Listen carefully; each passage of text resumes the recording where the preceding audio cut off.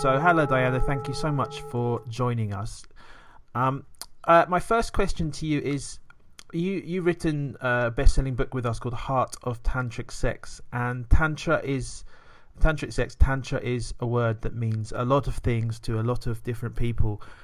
How do you define it? Yes, you're right, Ben. It is a big word and it means a lot of different things. It is a subject that has many aspects to it, and my area of interest and specialization has been how Tantra applies to sex. Mm. And, the word Tantra itself means expansion of energy, expansion of consciousness. So it's how to bring,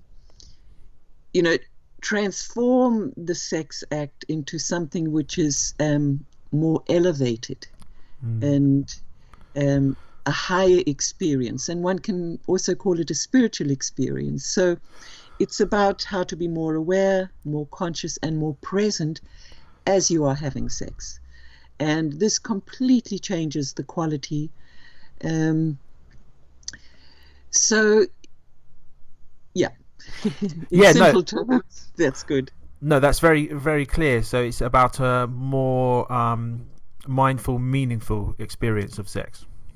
Yes, and also through those experiences, one feels deeply nourished by sex, because often in regular sex, conventional sex, it's flurried usually, and there's emphasis on having a peak experience, but afterwards, if people look, very often there's a feeling of disconnection, loss of energy, sadness. So even that these peak experiences might be nice, in the long term, if we look at afterwards, they're not necessarily doing the best for us.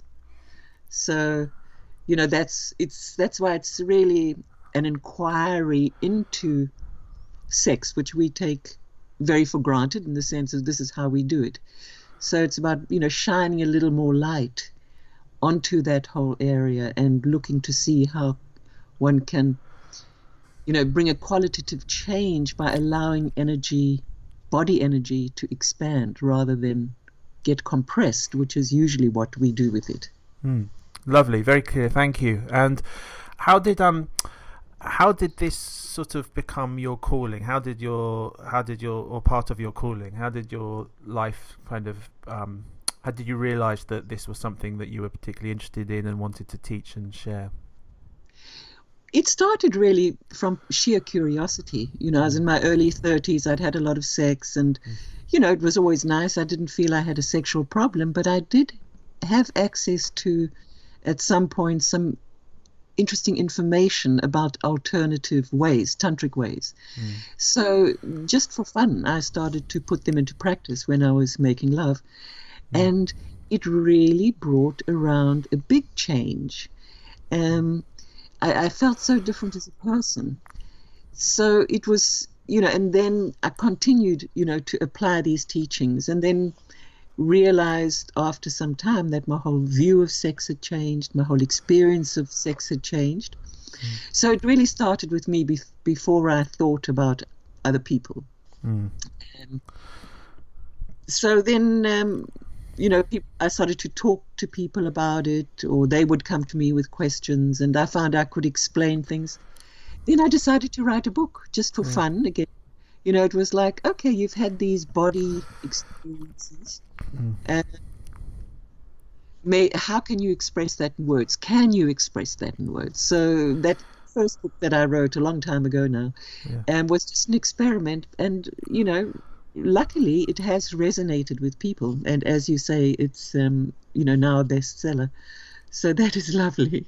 Yeah, and it's still resonating with people a lot. And so it sort of came out of interest, exploration, and sort of natural, and that kind of natural growth, really. Yes, absolutely. And that's what makes me trust the whole thing, because I had no goal, no ambition, no ideas. It was just like, what can I do today?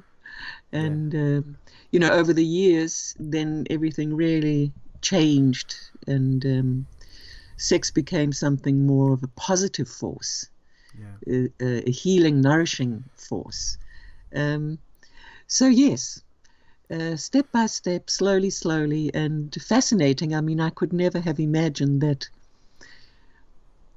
from that simple decision I made when I was in my early 30s, that I would end up being so involved in the sexual field and have quite a lot to say about it by now. Yeah, amazing. Yeah. Yeah.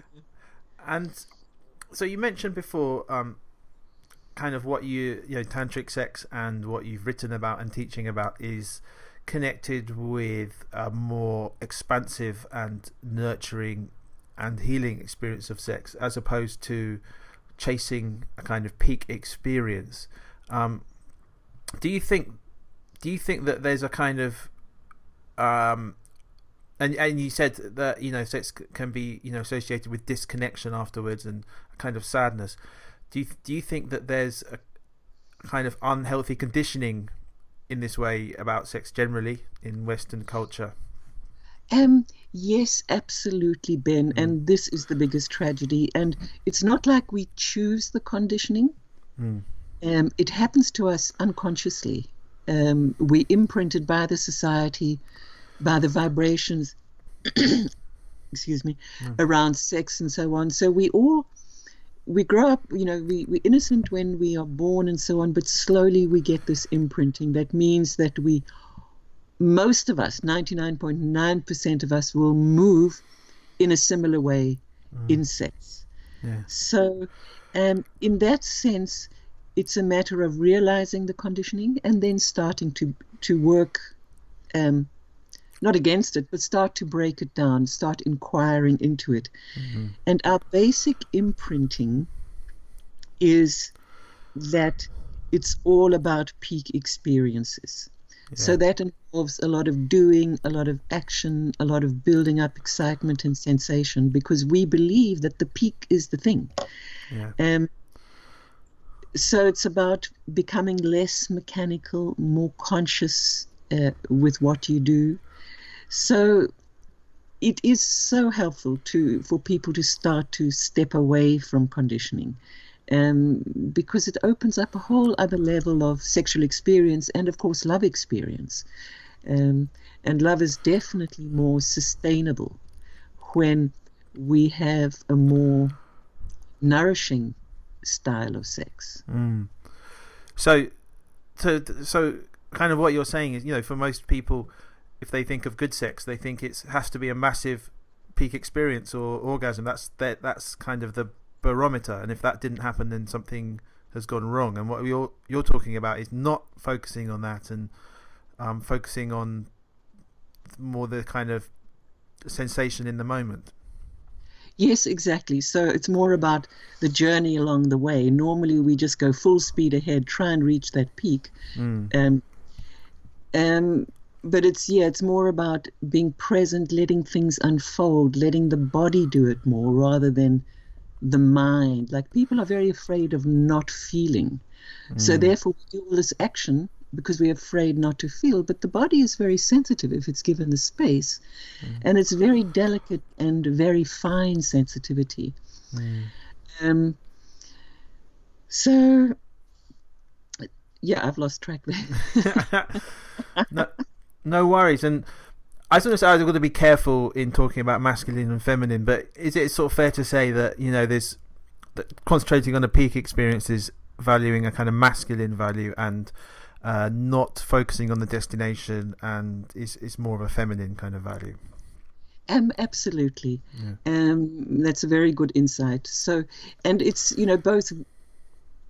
both men and women are quite masculine, especially in sex. So it's for each of us, men and women, to become more feminine, because each individual carries both aspects. But our whole society is about doing. It's extrovert, it's all outside, just how we are in general in our lives, but certainly in sex. So it is about inverting and being more in the moment, more present, more simple. And in that way also you can extend lovemaking. Like you mentioned, some of the problems, if you don't have an orgasm, you have a problem. But if you don't have orgasm as a goal, then you don't have a problem. So the misunderstandings about sex create problems. And also like a tremendously high level of premature ejaculation. Now, this is because there's a lot of sexual imagination, fantasy, and the belief that sex has to be hot. So, of course, if you build up the excitement, then naturally there is going to be, a quick release.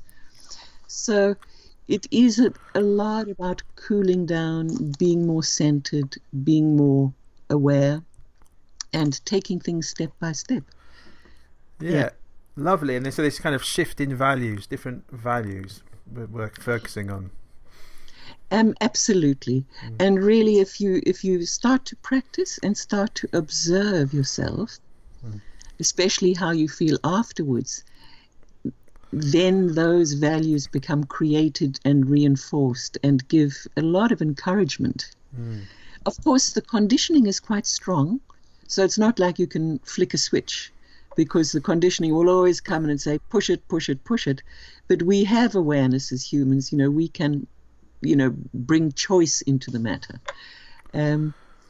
So it is good that people know it's not, like I said, just we push a button, it would be lovely. But we have to, start to observe how we behave and start to backtrack and be more simple and not so goal-oriented or so doing-oriented. Yeah, lovely. So sort of, something we need to work at and practice. Do you think it's useful? Did you have any sort of? Do we need to think? Would you think it's useful to think of things in terms of energy? That we have some kind of energetic exchange going on, or is there any way it's useful to us to think in terms of sexual energy when we're wanting to work in this way? Not really. No. The energy will do its thing in its own time. The more thing is to be present and connected to the body. Yeah. And sometimes if we have too many ideas of what energy should do and where it should move, then we're in our mind instead of just sinking into the body. The most important thing really is to start to feel and perceive more delicate happenings in the bodies, like on a vibrational level. Like cellular aliveness, tingling, because these are the doorways that will then, in its own time, move into, higher experiences. But again, we can't have higher experiences as a goal. We can only say, okay, here I am now making love. How can I relax more? How can I be more here? How can I be more alert, more mindful? And so it's a qualitative change. Yeah. So for someone, if someone wants to practice tantric sex and start to, experiment and do this, then it's just simply moving from the mind to the body, practicing over and over again, would you say? Yes, exactly. And we all have developed as individuals a certain style. It's pretty similar with everybody. So whatever you do, you start to bring more awareness in that. So if you notice your body gets tense and you're building up to orgasm, you relax and soften your body. So it's not like you do something different.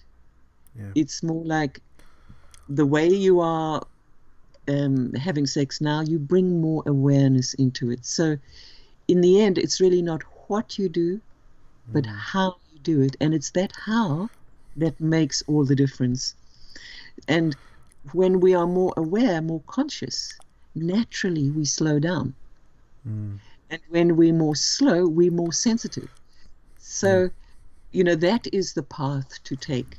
At the same time, it is helpful for people to read up a little bit, say, my first book, The Heart of Tantric Sex, because there's a lot of different keys, like having the eyes open is very helpful instead of closed, because you're more in the here and now. And, it's like how to also use the eyes in a more receptive way. With the eyes, we tend to look out. So it's also to learn how to receive through the eyes, so that you stay more with yourself and with your body, rather than, being extrovert and checking out the person. Yeah. But it is really, really fascinating, and it's a life changer. And today things are going pretty off the wall in the sexual area, and so for the young people it is, of concern, I'm sure, to many of us older ones. So my sense, and I've seen it because I've been teaching people for 25 years, the younger the people, when they start, the better. Yeah. Because there's just internally more fluidity. Not to say that older people can't bring about a shift, but for the young peoples, it's more like duck to water. Older people need to have their brains, or minds rather, convinced a little bit. And, until now, the oldest participants we've had in one of our retreats, the woman was 78, the man was 82. And, for him, he said at the end, these were the most important 7 days of my life. So at any stage, you can bring in wisdom into your sex life. And because there's no education. If we look in our lives, there's very little education, or if there is education, it's much more of a biological type, not of a love type. Yeah, wow. And yeah, so it's never too late, but the earlier the better. And I think so. What you've very clearly, kind of articulated the basic core of what you're teaching and what you're doing. And could you say very briefly something a little bit? What in your book, Heart of Tantric Sex, and I'd imagine on the retreats and your teaching, you go into quite a lot of depth. You've already given the lovely example of receptivity with the eyes and using your eyes in a different way. Would you say that's right? Yes, basically the 7-day retreat is like a download of that book. Yeah. But because we have people with us, we are able to work with their bodies, help them to be more connected to their own bodies, because it's another thing we're not taught, really. We're taught how to use our bodies, but not really feel them in a sensitive way. We tend to feel them when they're painful. So it's a step-by-step process where we give all that information in that Heart of Tantric Sex. There's also opportunity to practice, and that's the thing. It's one thing to read it and think about it, but the real thing is to try it. And it needs a little courage. I mean, not that there's anything to be afraid of, but we are pretty, with sex, we have our own track, and we convinced that's the track. So it takes a little bit of, widening of the mind. And so, yeah. No, I understand that. I can understand it might be a big step for someone to go on a retreat straight away if they're brand new to it, unless they're naturally adventurous, maybe. Yes, well, I often say to people, they say, we can't make your retreat, or, things like this. And I say, well, that is no disadvantage. If you just start with a book, read little bits, integrate it slowly. People want change immediately. They want big change. And that's, again, part of our, mind imprinting. Yeah. But if you just read the book, see what resonates, pull it into your lovemaking, and then see how that feels, and then read another little bit, because it's a homeopathic process. Little things start to happen, and then you start to see things differently and understand things differently. So in that sense, a retreat is not necessary. I only wrote the book for people. Well, I wrote the book for me, but it was for people I wouldn't see, in the sense it's full of detail. You don't have to come to a retreat. But the advantage of a retreat is that you helped with your body, with your awareness, and time for practice. But people can set them up for, that up for themselves in their own lives. Yeah, and you're right. The book is very rich in detail. But I'm hearing, so maybe that for the absolute beginner, maybe that advice is small steps and sort of small steps, long-term thinking. Yes. And for sure, I've had beginners at the workshop, so that's not a problem. Yeah. It's just more to realize how much one can do for oneself on one's own if you have a little information in hand. Yeah.